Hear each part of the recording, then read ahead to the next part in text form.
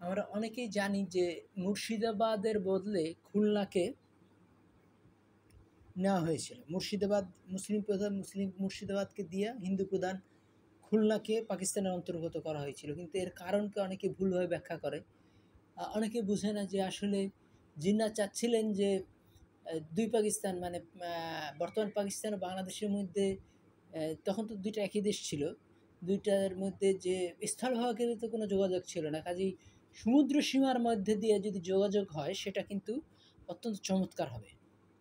কিন্তু বাংলাদেশের যে আ ভারতের যে ২ টা অংশ, একটা হলো গিয়া ভারতের মেইন বডি, আরেকটা হলো গিয়ে উত্তর-পশ্চিম উত্তর-পূর্ব ভারত, উত্তর মানে সেভেন সিস্টার্স। তো এইখানে কিন্তু ভারতের একটা ল্যান্ডের জায়গা ছিল, সেটা হলো গিয়ে চিকেন নেক।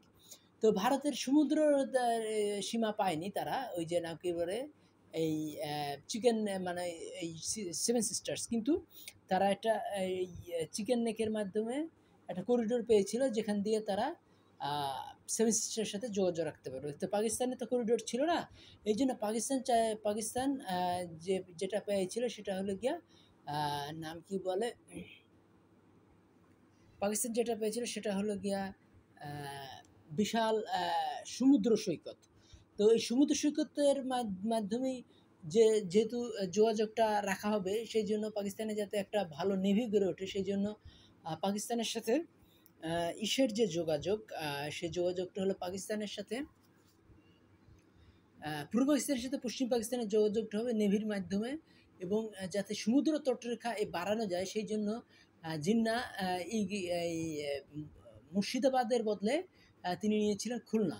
এই জিনিসটা আমাদের বুঝতে হবে। তার ফলে এই জিনিসটা ফরুক আহমেদ জানতেন বলেই তিনি ওই কবিতাটা লিখেছিলেন, সমুদ্র থেকে সমুদ্রে ঘুরে দরিয়া আসা তাজি। তো তাজি তো এটা তো ঘোড়া, তাজি ঘোড়া তো স্থলভাগে যায়, সমুদ্র কিভাবে যায়? সমুদ্রের সাথে যোগাযোগটা সুবিধা হয়, এই জন্যই কিন্তু এই জিন্নাহ এটা পাল্টে নিয়েছিলেন। কার সাথে কার পাল্টে নিয়েছিলেন?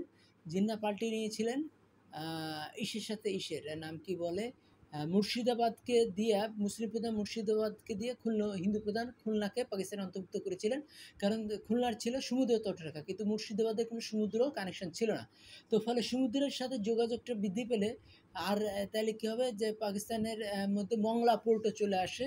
তো মংলা পোর্ট এবং আরেকটা পোর্ট হলো গিয়া চট্টগ্রাম পোর্ট। এই ২ টা পোর্ট আর পাকিস্তানের করাচি পোর্টের সাথে যোগাযোগ হবে এই পূর্ব পাকিস্তানের সাথে পশ্চিম পাকিস্তানের করাচি পোর্ট। তো এই জিনিসগুলো আমরা যখন বুঝতে পারবো, তখন বুঝতে পারবো যে ফরুক আহমেদের যে কবিতা লেখার যে তার মধ্যে কিন্তু প্রচণ্ডভাবেই পরিশ্রমের কথা আছে। কিন্তু পূর্ব পাকিস্তানের বাকি লেখকদের মধ্যে পরিশ্রমের দিকটা সেভাবে উঠে আসেনি। কারণ বাকি লেখকরা কলকাতার প্রভাবিত ছিল এবং রবীন্দ্র প্রভাবিত ছিল। ফলে কিন্তু ফরুক আহমেদ বলতেছেন যে যে যদি তোমার হাত যায় ছিঁড়ে, দ্রুত বদলায় নাও হাত। কিন্তু মানে যে এইটা যেন ইকবালের ওই কথাটারই নামান্তর। সেই কবিতার সেই কথাটা হলো যে ইকবালের কথাটা হলো গিয়া আ যে হিন্দুস্তান ভালো नहीं समझोगे तो मिट जाओगे, दास्तान भी नहीं होगा दास्ताना में। মানে আবার ইকবাল বলতেছেন, মানে ইকবাল এই কথা বলতেছেন, যদি না বুঝলে হারিয়ে যাবা, কোনো কাহিনীতে তোমাদের কাহিনী থাকবে না। আবার আরেকটা জিনিস যে ইস দর মে ওহি রাহেগা, হ্যাঁ, जो पक्का अपना हाथ का है। তাইলে যারা বিশ্বাসী হবে এবং যারা নিজের হাতের উপর বিশ্বাস রাখবে, কাজ করে খাবে, প্রচণ্ড পরিমাণ পরিশ্রমী হবে, তারা इस दौर में बाकी सब मिट जाएंगे रहेंगे वो जो ईमान का पक्का है আর পাক্কা আপনার হাত কা है। যারা ইমানের দিক থেকে মানে পাকা এবং যারা পরিশ্রমী, এই দুইটা এরা কি হবে, বাকিরা কি হবে, এই জগৎ থেকে হারিয়ে যাবে। তাই ইকবাল কি বলতেছেন বারবারই, যে হাত হাতের কথা বলতেছেন, পরিশ্রমের কথা বলতেছেন। তা আমাদের ওই জিনিসটা বুঝতে হবে যে পরিশ্রমের কথা যেভাবে ইকবাল প্রতিটা কবিতায় বলতেছেন, সেই কবিতা কিন্তু আমরা সেই পরিশ্রমের কথা কিন্তু আমরা আল মাহমুদে পাচ্ছি না, শামসুর রহমানে পাচ্ছি না, তারপরে পাচ্ছি না, নাম কি বলে আহসান হাবিবে পাচ্ছি না, নজরুলে ওইভাবে পাচ্ছি না। নজরুলের মধ্যে ভোর এবং কথা আছে, বসন্তের কথা আছে, কিন্তু পরিশ্রমের গান ওভাবে নাই। তো এই জিনিসটা আমাদের বুঝতে হবে যে পরিশ্রম জিনিসটাকে এত গুরুত্ব দেওয়ার কারণ হলো গিয়া যে আল্লাহ রসুলও পরিশ্রমে গুরুত্ব দিতেন, ইকবাল যে পরিশ্রমকে প্রচণ্ড গুরুত্ব দিয়েছেন। এর ফলে হয়েছে পাকিস্তান, উত্তর ভারতীয়রা সায়েন্সে নোবেল প্রাইজ পাচ্ছে, দক্ষিণ ভারতীয়রা সায়েন্সে নোবেল প্রাইজ পাচ্ছে, পাকিস্তানও সায়েন্সে নোবেল প্রাইজ পাচ্ছে। তো এই জিনিসটা আমাদের মনে রাখতে হবে যে এই যে সায়েন্সে নোবেল প্রাইজ পেতে গেলে পরিশ্রমের উপর গুরুত্ব দিতে হবে। এবং এই নাম কি বলে যে যারা এই নাম কি যারা হলো গিয়া এই সায়েন্সে নোবেল প্রাইজ পেতে গেলে পরিশ্রমের উপর গুরুত্ব দিতে হবে। আর ওই মানে আর্মি নেভি বলি আর এয়ারফোর্স বলি, প্রত্যেকটা গঠনের পিছনে পরিশ্রমকে থাকতে হয়। তো এই জিনিসটা অনেকেই বুঝতে পারে না যে মানে কবিকেও পরিশ্রমের গান গাইতে হবে। কবি যদি নবীকে ফলো করে তবেই সে কবি হতে পারে। তাহলে এই যে বাংলাদেশে যে শুদ্ধতম কবি বলতে জীবন দাস বলা হয়, কিন্তু জীবন দাসের মধ্যে পরিশ্রমের গান পাওয়া যায় না। তাহলে এই জিনিসটা বুঝতে হবে যে বাংলাদেশে আসলে এই নামের দিক থেকে শুধুমাত্র মানে উপর মানে শুদ্ধতম কবি হলেন জীবন দাস, কিন্তু অন্তর থেকে শুদ্ধতম কবি হলেন গিয়া জীবন্ত দাস। তো এই জীবন্ত দাস না, অন্তর থেকে শুদ্ধতম কবি হলেন গিয়া ফররুক আহমেদ। তো ফররুক আহমেদকে আমাদের বুঝতে হবে। ফররুক আহমেদ ছিলেন এই প্রচণ্ডভাবেই পরিশ্রমী। ফররুক আহমেদ সেই পরিশ্রমের গান গেয়েছেন।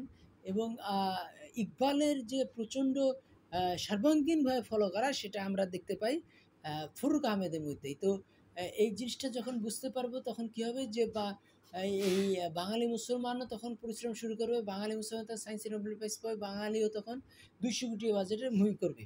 তাহলে এই জিনিসগুলো আমাদের বুঝতে হবে যে পরিশ্রম ছাড়া কোনো জাতি টিকতে পারে না। এবং পরিশ্রম এবং নেভির শ্রেষ্ঠত্ব নিয়েই কিন্তু এই নাম কি বলে তিনি জানতেন যে আমরা যদি আমাদের নেভি গড়ে তুলতে চাই।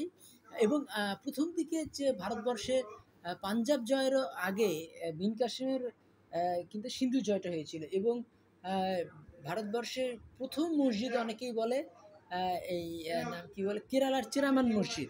তো চেরামান মসজিদকে আমাদের বুঝতে হবে যে চেরামান মসজিদের একটা ছবি দিয়েছিলেন, রেপ্লিকা দিয়েছিলেন মোদি, যখন তিনি ইসে গিয়েছিলেন। এর নাম কি হলো গিয়া এই সংযুক্ত আরব আমিরাত। কিন্তু ওই জিনিসটা আমাদের বুঝতে হবে যে এখানে যে ভারতবর্ষে সবচেয়ে বেশি নাম করেছিলেন, এই প্রথম যে ইসলামের কন্টিনজেন্ট আসছিল, প্রতিনিধি দল আসছিল, সেটা কিন্তু এই সমুদ্র পথে কেরালাতে।